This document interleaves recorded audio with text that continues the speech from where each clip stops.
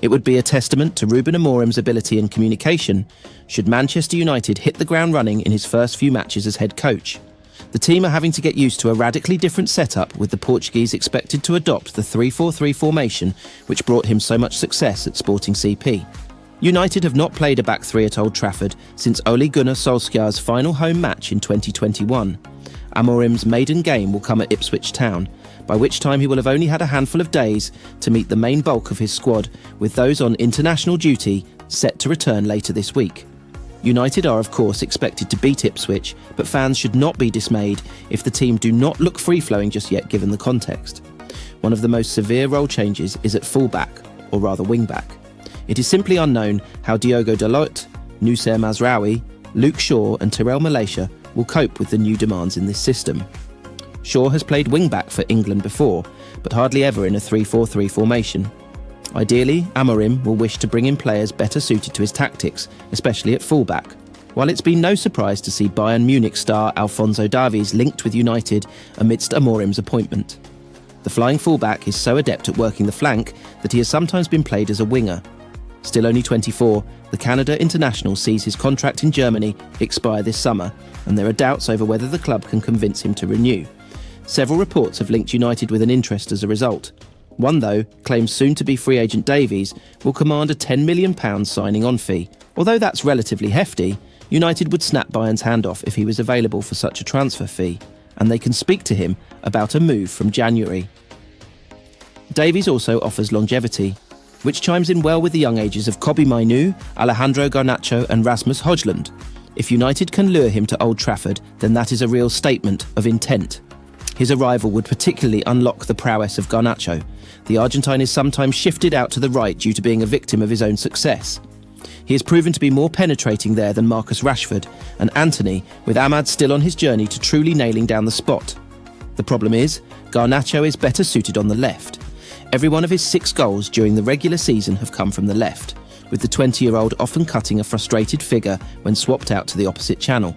But even out on the left, he has been left isolated at times. This is no fault of Garnacho's, but it does mean he has had to make his own luck, which underlines his excellent output in the left-sided role. Having Davies support him down that flank could see him elevate to new levels and become unshiftable.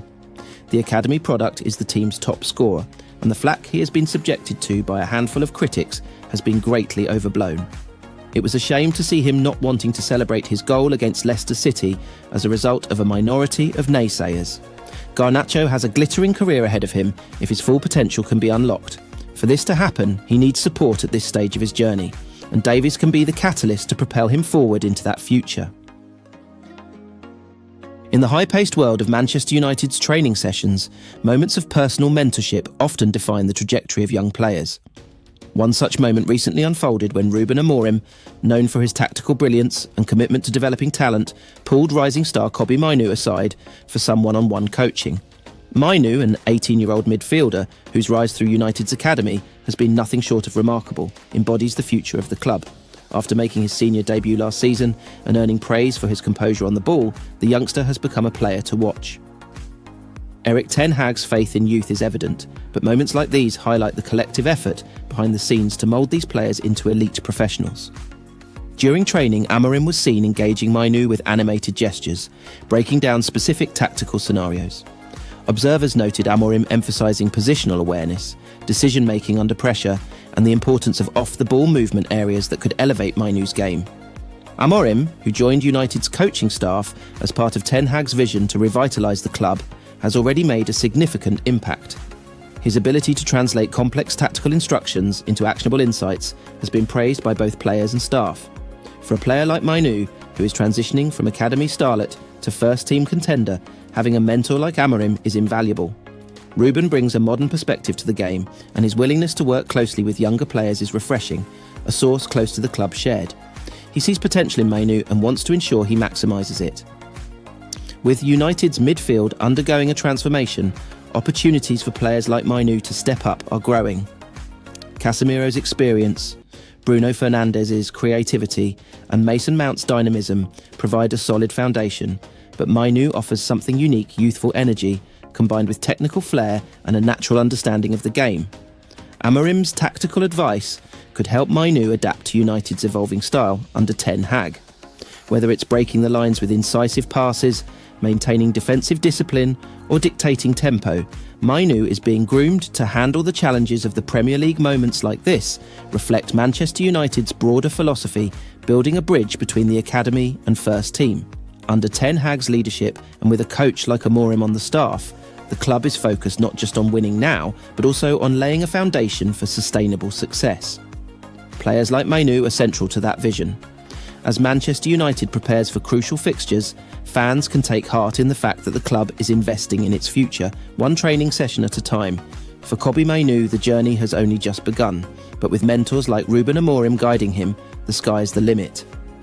Things haven't quite gone to plan for Joshua Zirkzee since his summer transfer to Manchester United. The Reds splashed £36.5 million on the Dutch forward after an impressive campaign with Serie A side Bologna, helping them qualify for the Champions League. Despite scoring on his United debut against Fulham, Zirkzee has struggled since then. In 11 Premier League appearances, the winner against the Cottagers remains his only goal and has just one assist to his name. The 23-year-old has never been prolific in front of goal, and reports have since emerged after his transfer. Former Reds boss Erik Ten Hag was not overly keen on signing the Dutch international. However, with Ten Hag sacked by United's hierarchy after a disappointing start to the season, Zirkzee has an opportunity to reignite his career. New boss Ruben Amorim has a decent track record of getting the best out of strikers, having transformed Victor Gyökeres into one of Europe's most feared goal scorers after his move from Coventry City. There remains plenty of debate around Zirkzee. What sort of striker is he? Does he need to play with a strike partner? Is he more of an attacking midfielder? Ex-Bologna boss Thiago Motta got the best out of him by allowing him to roam around the pitch, dropping deeper to pick up the ball and link up play in his infamous 2-7-2 formation. Interestingly, that formation refers to players in 3 areas of the pitch. Motta splits the pitch into 3 areas vertically, with 2 players on either flank and 7 players in central areas of the pitch. Zirkzee would lead the line, but often drop into midfield and allow runners to run in beyond him. At United, we haven't seen that link up anywhere near the heights of last season, though it is still early days. Amorim has quite the job on his hands to transform the club's fortunes, let alone Zirkzee's. However, Netherlands head coach Ronald Koeman may have handed Amorim the perfect blueprint to get the best out of Zirkzee.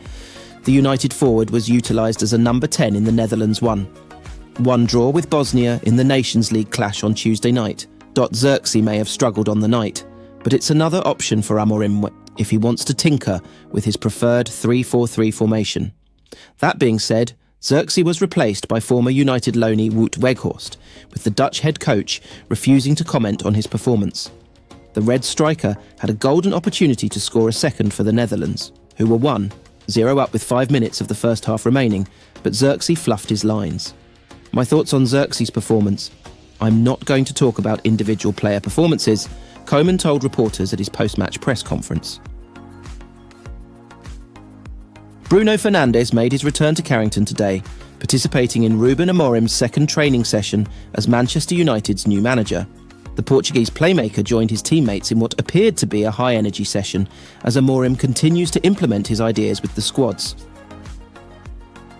The training began with an intense warm-up, setting the tone for the day. Fernandes, known for his professionalism and leadership, quickly got involved, working closely with teammates and showing the sharpness that has made him a key figure at Manchester United. Amorim kept a watchful eye on the session, occasionally stopping play to offer instructions and refine tactical movements. Throughout the drills, Fernandes stood out for his vocal presence, frequently encouraging younger players and maintaining the tempo during possession-based exercises.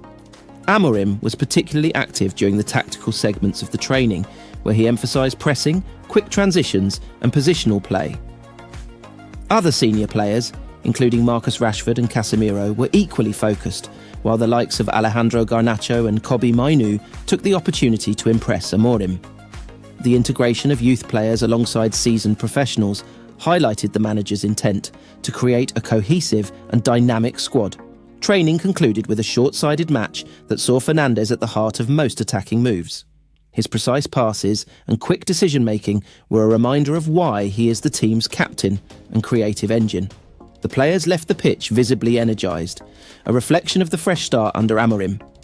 Bruno Fernandes' return to training is a welcome boost as the team continues preparations for upcoming fixtures. With Amorim already making his mark, the focus now shifts to translating the intensity and cohesion from the training ground to matchday performances.